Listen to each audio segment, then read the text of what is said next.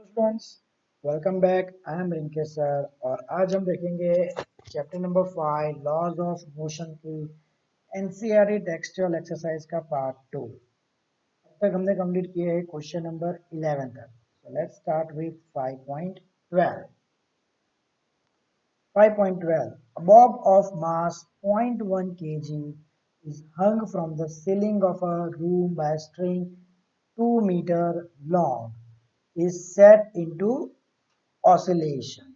The speed of the bob at its mean position is 1 meter per second.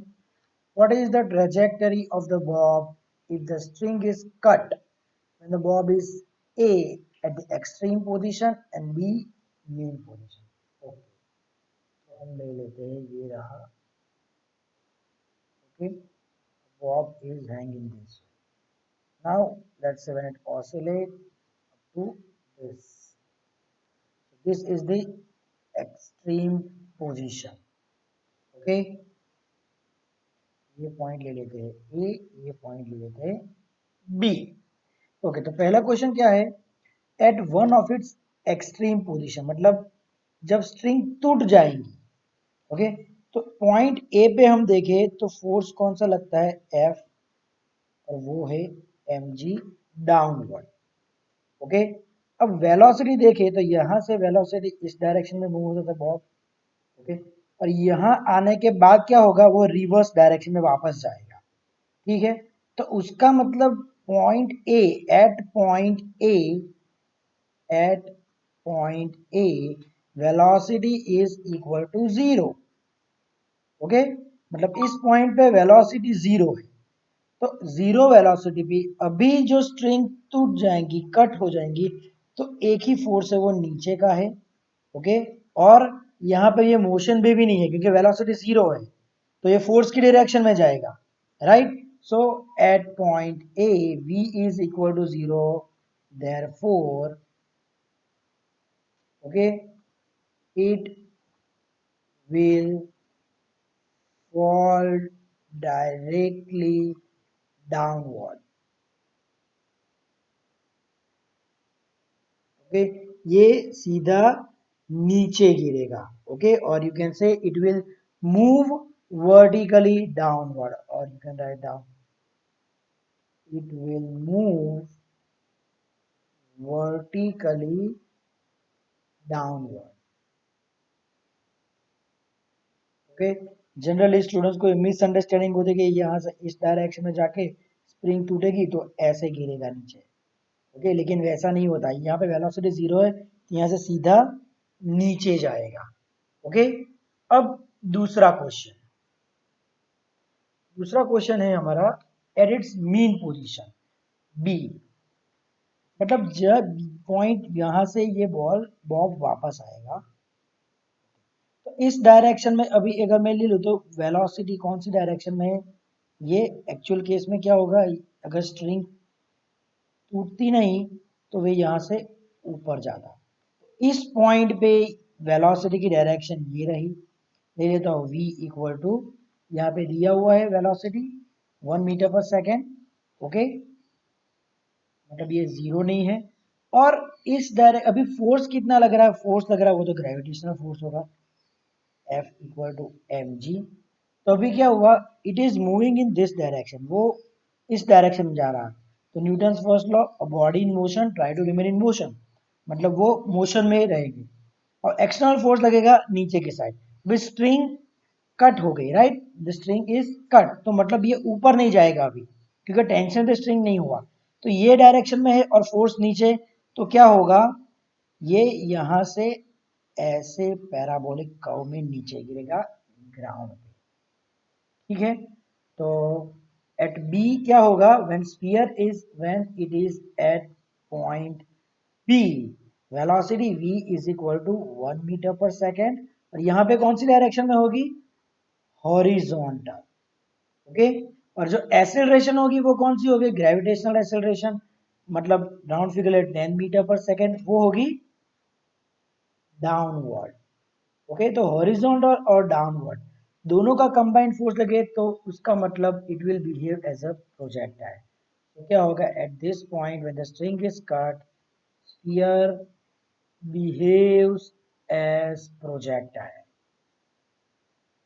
Okay, means it will travel a parabolic path. इस type के path को हम बोलते हैं parabolic curve. तो मतलब it will travel on parabolic path.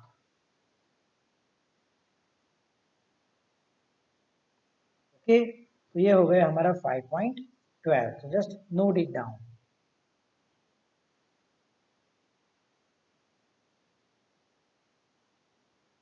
Now let's move to the next one. 5.13. A man of mass 70 kg stands on a weighing scale in a lift. Okay, मतलब वो lift के ऊपर वेइंग मशीन है और उसके ऊपर आदमी खड़ा हुआ है 70 kg का. Okay, now when the lift is moving upward with uniform speed of 10 meter per second, first. Downward with uniform speed of 5 meter per second, third. Upward with uniform acceleration. What would be the reading on the scale in each case? मतलब ये तीनों case में weighing machine क्या reading बताएंगी. Okay, weighing scale क्या reading बताएंगे. और D, what would be the reading if the lift mechanism failed and it hurdle down freely under gravity.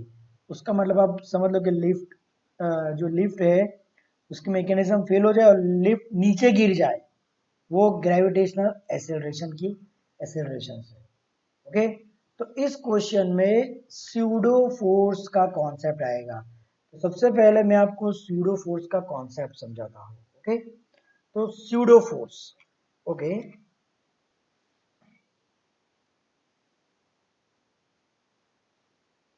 Pseudo force मतलब कि नॉन रियल फोर्स. ओके, मैं समझाता हूँ. सपोज के एक बस है. ओके, और बस में एक आदमी खड़ा है.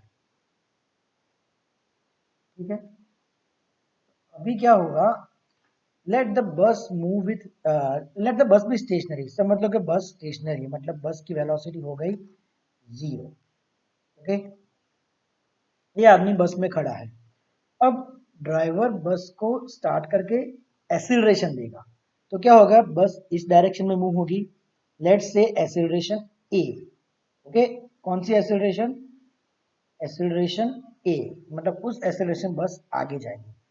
आप क्या ऑब्जर्व करेंगे, जैसे ही बस आगे जाएगी और ये जो आदमी खड़ा है उसको क्या लगेगा, उसको पीछे की साइड धक्का लगेगा. राइट, तो अभी इसको किसी ने धक्का लगाया नहीं है लेकिन फिर भी वो पीछे की साइड मूव होगा. अचानक जस्ट इमेजिन करें कि आप बस में खड़े हो और बस का ड्राइवर अचानक बस चालू करके आगे निकल जाए और आप फ्रीली खड़े हो, तो आप पीछे की साइड गिरने के चांसेस है. तो उसका मतलब ये जो फोर्स लगेगा उसको हम बोलते हैं स्यूडो एक्सेलरेशन.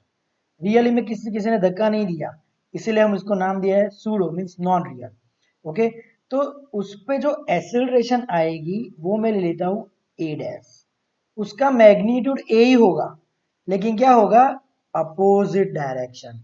मतलब जिस डायरेक्शन में फोर्स बस को आगे ले जा रही है जिस एक्सेलरेशन से, वही एक्सेलरेशन इस आदमी को अपोजिट डायरेक्शन में लगेगी. तो उस पे फोर्स क्या लगेगा, जो सूडो फोर्स होगा वो क्या लगेगा, m इंटू ए डैश. ठीक है, ओके, तो ये हो गया सूडो फोर्स. अब समझ लीजिए ये बस जा रही है, एक्सेलरेशन इसकी अभी नहीं है, वेलोसिटी कांस्टेंट है. ओके, मतलब मैं दूसरा केस ले लेता हूँ, v is equal to constant. मतलब अब समझो कि बस 60 की स्पीड से जा रही है और आप बस में खड़े हो, तो आप स्टेशनरी बहुत आसानी से खड़े रह सकोगे, ना आगे गिरोगे ना पीछे गिरोगे. मतलब जब वेलोसिटी कांस्टेंट होती है तब आगे की तरफ कोई एक्सेलरेशन नहीं होती है बस की, तो उसका मतलब पीछे कोई सूडो एक्सेलरेशन नहीं लगेगी. इसके लिए सूडो फोर्स होगा 0. So when acceleration is constant, pseudo force is equal to 0. मतलब सूडो फोर्स 0 क्योंकि सूडो एक्सेलरेशन नहीं होगी. ठीक है, अब सपोज के ये कांस्टेंट एक्सेलरेशन से आगे जा रही है, बस आगे जा रही है. ठीक है, मतलब सूडो फोर्स कोई नहीं लगा, आप फ्रीली खड़े हो. ओके, बिना कुछ पकड़े हुए आप फ्रीली खड़े हुए हैं. Now when you apply brakes, when the driver applies brake, suddenly समझ लो आगे कुछ आ गया. ओके, और ड्राइवर ने सडनली ब्रेक अप्लाई की. और बस स्टॉप हो गई। तो जब सडनली ब्रेक अप्लाई की, बस इस डायरेक्शन में जा रही थी और बस स्टॉप हो गई, तो उसका मतलब एक्सेलरेशन कौन सी डायरेक्शन में लगी, इस डायरेक्शन में एक्सेलरेशन लगी। और अब इमेजिन करो क्या होगा जब अगर ड्राइवर अचानक ब्रेक लगाएगा, तो आप आगे की साइड गिरोगे, राइट। तो इस बार सूडो एक्सेलरेशन लगेगी आगे की डायरेक्शन में, ये ए डैश हो जाएगा ए, लेकिन डायरेक्शन अपोजिट है। ओके, बस की एक्सेलरेशन पीछे की डायरेक्शन में है, तो सूडो एक्सेलरेशन आगे की डायरेक्शन में है। तो इस डायरेक्शन में सूडो फोर्स कौन सी डायरेक्शन में लगेगा, आगे की डायरेक्शन में, और उसका मैग्नीट्यूड क्या होगा, एम ए डैश। और ए डैश की वैल्यू मैग्नीट्यूड वही होगी जो बस की एक्सेलरेशन है, बस डायरेक्शन अपोजिट है। ओके, तो समझ लो सूडो एक्सेलरेशन कौन सी डायरेक्शन में लगेगी, opposite direction to the direction of the bus. Okay, अब यही कॉन्सेप्ट से हम 5.12 सॉल्व करेंगे। Okay,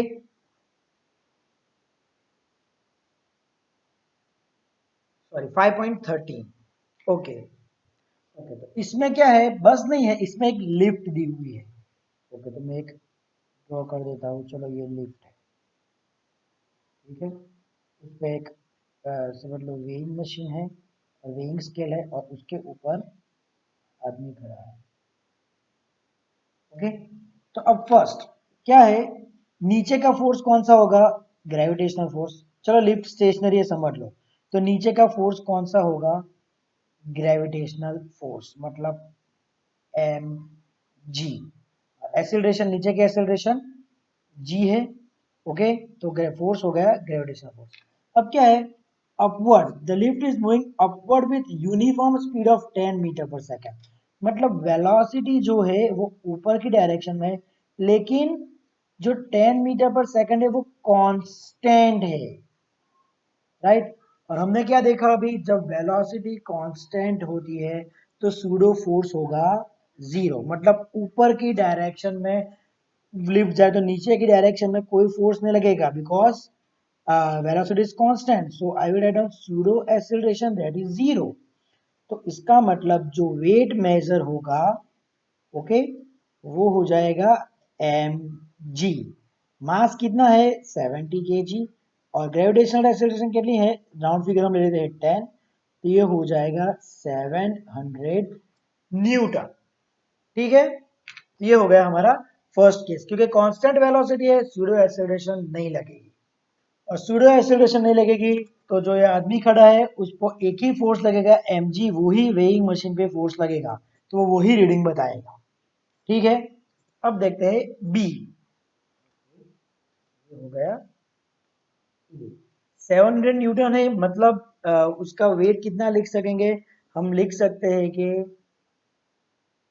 weighing scale will measure 70 kg weight 70 KG होगा। ये हो गया न्यू फोर्स, इस पे इतना फोर्स लगा 70 न्यूटन। हम ग्रेविटेशनल एक्सीलरेशन निकाल दे तो कितना रहा 70। ओके, अब देखे थे हम बी।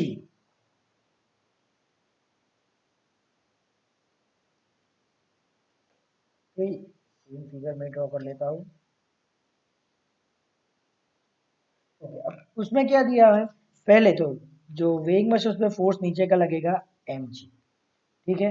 अब क्या है, downward, the lift is moving downward with uniform acceleration 5 metre per second. Okay, तो इसके ये mg तो है, लेकिन जो लिफ्ट पे फोर्स है, वो लिफ्ट पे जो है वो डाउनवर्ड होगी, और उसकी नीचे की एक्सेलरेशन है 5। ठीक है, तो स्यूडो एक्सेलरेशन की डायरेक्शन कौन सी होगी, ऊपर की।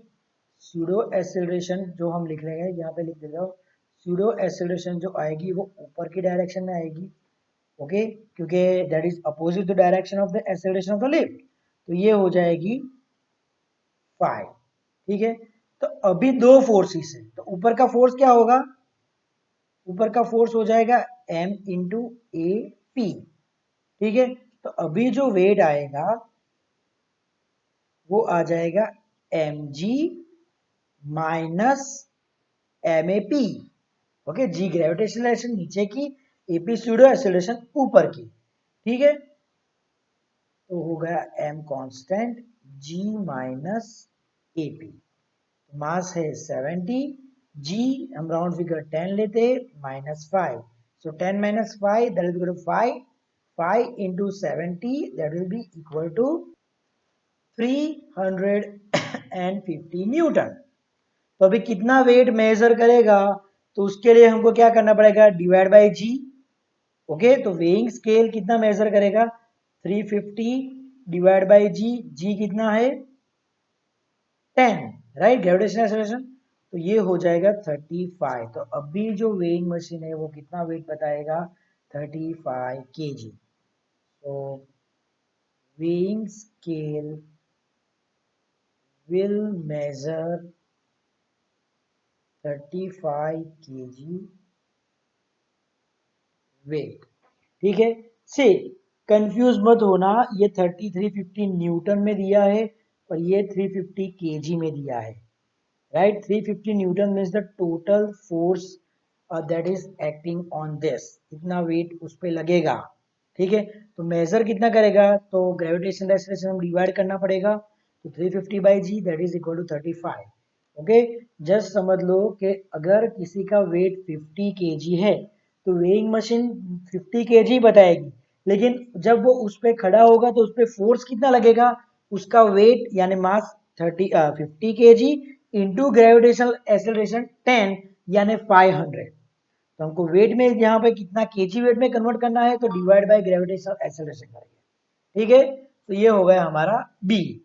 सो you note down A and B and then we will solve C and D.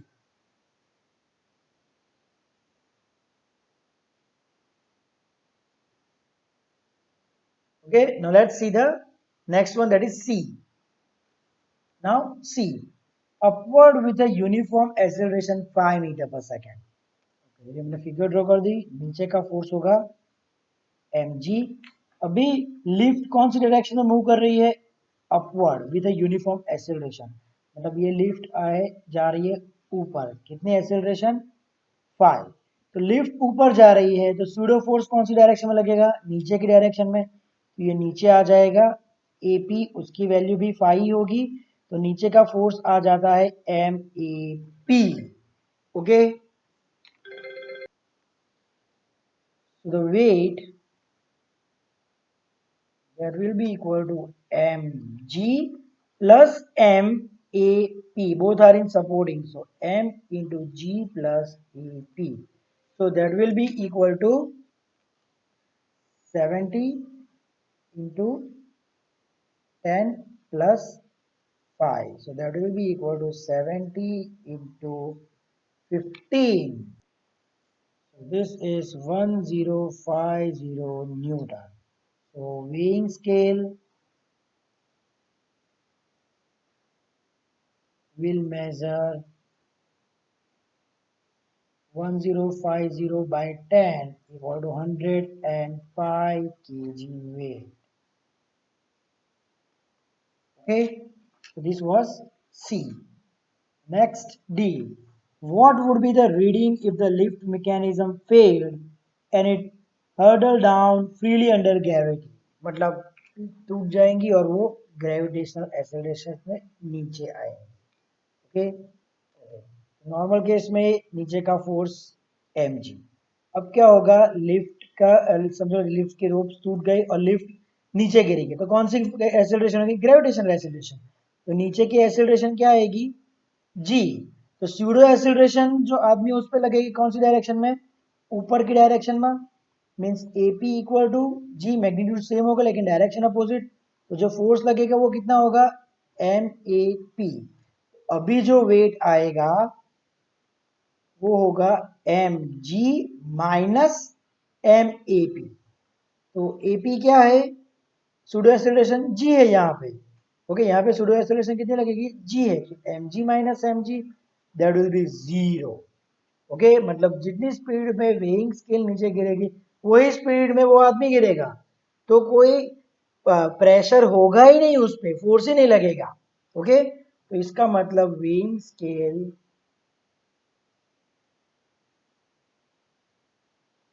will measure 0 kg weight. Okay, so this was about C and D. So just note it down.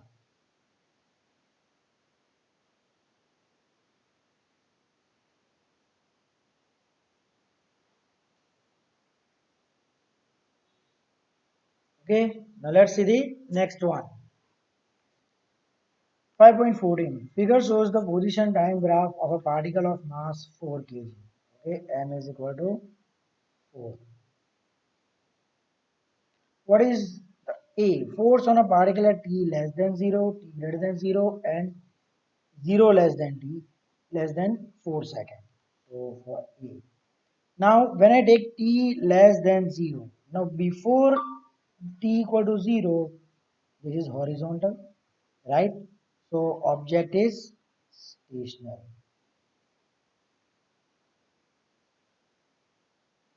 Right, the object is stationary because at every point the value of x is 0, position is same. So f is equal to 0. Now t greater than 4, again it is horizontal. So at every time x is equal to 3. So again object is stationary.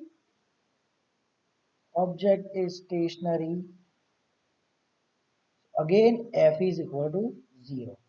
And third, 0 less than t less than 4 means in this area. Now see, it is a straight line. You can see if I mention this point O, then OA is a straight line of x versus t graph. So its velocity is constant, right? You know that when we draw x to t graph and if there is a straight line, then its velocity is constant. That means v equal to constant. That means no acceleration, that means no force. So again F is equal to 0. Clear? Okay. Now second, B. Impulse at t equal to 0 and t equal to 4 seconds. Impulse means F delta t, the force acting for a very small interval of time. And its formula is, the formula for impulse is F delta t, and that is equal to delta p. Clear? So now, before t equal to 0, we can see that velocity is 0.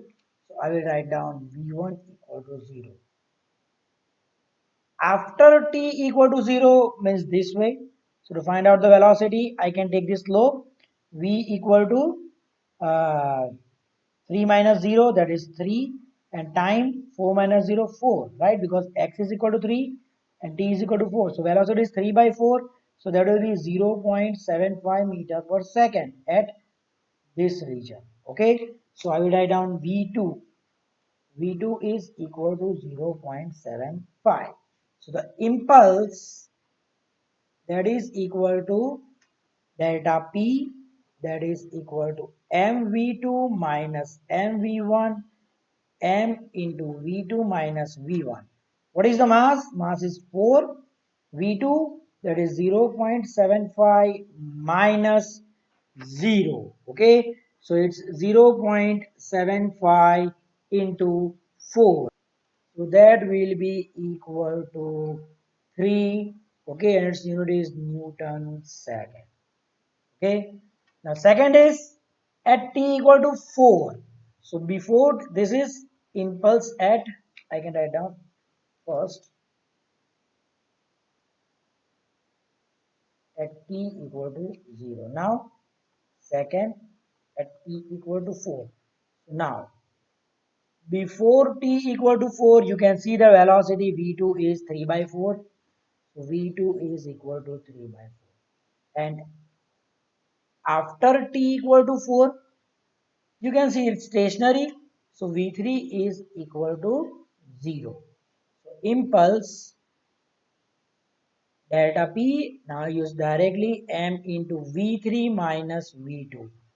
4 into what is v3? 0 minus 3 by 4, that is 0.75. 0.75. So this is equal to minus 3 Newton second. Okay, so at t equal to 4, the impulse is minus 3 Newton second. Clear? Okay, so this was about question number 5.14. So just note it down.